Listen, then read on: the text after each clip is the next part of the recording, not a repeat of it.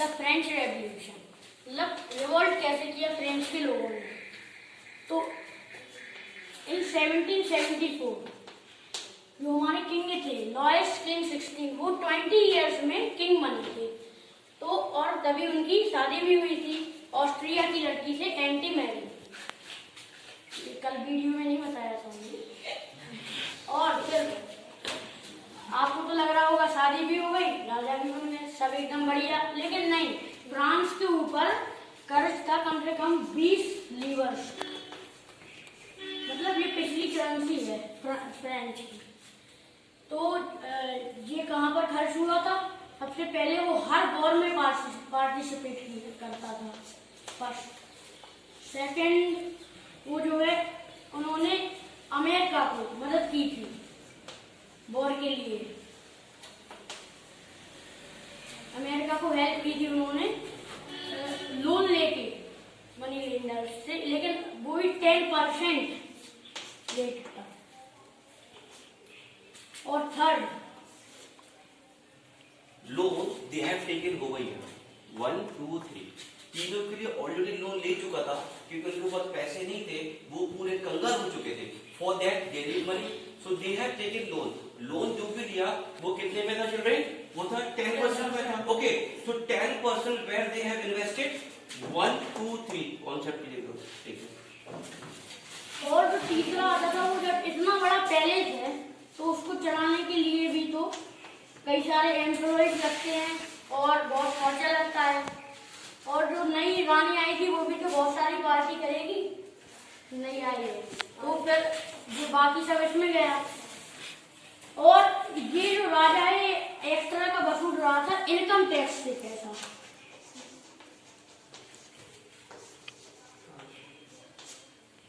अब 3 ही स्टेट होती थी, first state, second and third. पहला क्लर्जी, सेकंड द नोबिलिटी और थर्ड था कॉमनर्स।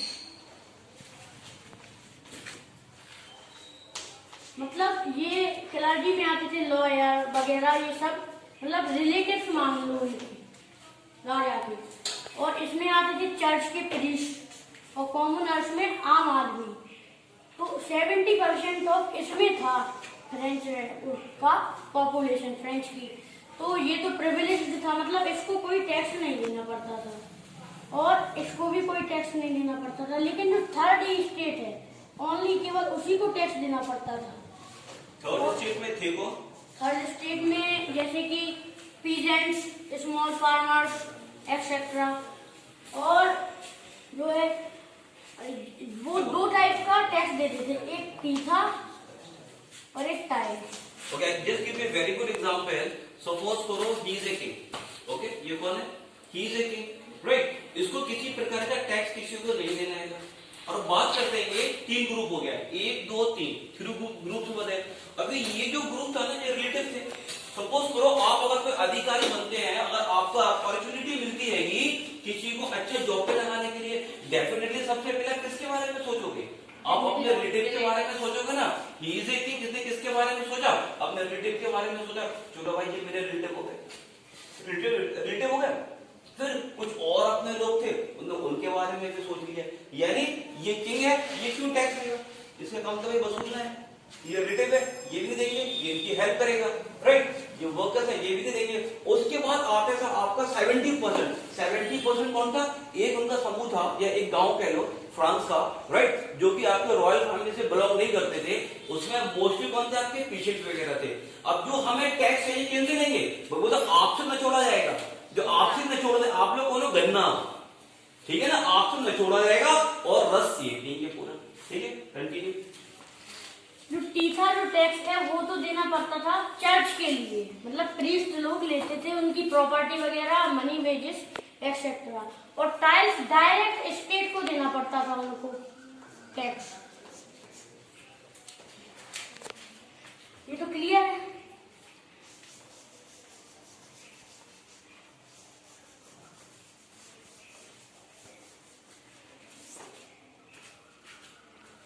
तो इसके आगे जो है किंग ने कोई ऑब्जेक्शन नहीं लिया है कि थर्ड को तो देना ही पड़ेगा, जैसा सर ने बताया कि गन्ने की तरह कोई नहीं टूट रहा था। तो उन्होंने एक डिमांड की कि एक कॉन्फ्रेंस रखी जाए जिसमें 3 पार्टीज के वोट हो। तो किंग ने उसमें थोड़ा सा ट्विस्ट लाया कि एक जो है स्टेट ओनली 1 वोट होगी। तो फर्स्ट की स्टेट तो प्रिविलेज्ड थी, इसको तो कोई टैक्स देना नहीं पड़ता था, तो इसने भी वोट दिया कि टैक्स लागू करें। और सेकंड ने भी कह दिया, लेकिन जो थर्ड थे, थर्ड को तो देना पड़ता था, तो उनने मना किया। तो ये जीत गए, मतलब कि टैक्स होगा। तो फिर उनकी लीडर एक मेंबर ने कहा कि इनके आए थे 300, इसके आए थे 200, इसके आए थे 600 मेंबर्स। तो उन्होंने कहा कि 1 मेंबर ईच वोट करो ना, मतलब एक मेंबर का एक वोट। तो फिर तो देखते हैं वो 500 और 600 कौन जीतता है, लेकिन किंग ने इसको ठुकरा दिया। फिर इसके बाद उन लोगों ने मीटिंग, यहाँ से रेवोल्यूशन स्टार्ट हुआ। किंग ने क्यों ठुकराया? कॉन्सेप्ट यहाँ पे भी आता है ना, क्यों, उसके रीजन क्या था ठुकराने का? सर क्योंकि अगर वो ठुकरा देता तो उसके पास टैक्स कहाँ से आता है? Definitely that's the right answer. अगर किंग ये बोल देता चलो हाँ हम वोट ले लेते हैं, तो जो लोग पर्सन हो रहे थे वो तो अगेंस्ट में थे, ठीक है ना, वो तो यही बोलते हैं ना हमें टैक्स नहीं देना है, हमारी सोर्स ऑफ इनकम इतनी नहीं है, हम कितना काम कर रहे हैं, काम करने बाद तो पूरा हमारा टैक्स में चले जाता। किंग के पास फैमिली है, ऐसे जो लेबर है they also have the family, उनको भी ब्रेड एंड बटर की जरूरत है, वो भी स्टैंडर्ड लाइफ पीसफुली अपने वाइफ अपने बच्चों के साथ में रहना चाहते थे, वो भी वही फैसिलिटी चाहिए, वो किंग को चाहिए। मतलब वो ये नहीं चाहते थे कि हमारा महल हो, हमारा नौकर, नहीं, वो चाहते थे फ्रेंच के जो आपका थर्ड पर्सन था, they want to live a life peacefully, that's all. Okay, yes continue. तो अब इनके बाद इन लोगों ने सोचा कि अब हम एक मीटिंग करते हैं। तो मीटिंग के लिए, मीटिंग तो राजा महाराजा करते थे पैलेस में, इनके पास तो पैलेस था नहीं, तो इन्होंने अपनी नेक्स्ट मीटिंग मतलब फर्स्ट टेनिस कोर्ट में की। तो वहां पे ग्रुप्स बने इन लोगों के, फर्स्ट ग्रुप, सेकंड ग्रुप के। तो फिर उन ग्रुप्स में जाके जेल को तोड़ दिया। जेल का नाम था पेस्टाइल, जेल को कहते थे पेस्टाइल, और वहां के कैदियों को छुड़ा दिया और उसके वो कमांडर को मार दिया। कैदियों क्यों छुड़ाया? क्योंकि वो उन्हीं के साथ थे। हाँ, क्योंकि वो उन्हीं के ही साथी थे। उसने कहीं ना कहीं पे कभी न कभी किंग के लिए क्या करा था, अगेंस्ट में फाइट करा था। नहीं, आप जो कर रहे हो वो गलत कर रहे हो, ऐसे नहीं होने चाहिए, हम लोगों को भी एक पीसफुल लाइफ जीना है। किंग ने कहा अच्छा भैया तुम हमारे अगेंस्ट में खड़े हो रहे हो, किंग ने उठाया, ये मारा, ठीक है, ओके कंटिन्यू। अब इसके बाद जो इन्होंने ग्रुप बनाया था, तो एक ग्रुप सबसे आगे गया, वो उसका लीडर था रॉबर्ट। तो अब रेवोल्यूशन भी शुरू हो गया और उनके हथियार भी छुड़ा लिए गए किंग के। तो अब किंग ने सोचा, और इनकम टैक्स भी देना बंद कर दिया उन लोगों ने। किंग ने सोचा अब हमारा तो ये फ्रांस बर्बाद हो जाएगा, तो उन्होंने सब लागू कर दिया कि जितनी प्रॉपर्टी क्लर्जी ने ली थी क्लर्जी देगी, और चर्च ने जितनी खाई थी चर्च, और ये स्टेट को भी कोई इनकम नहीं देना पड़ेगी।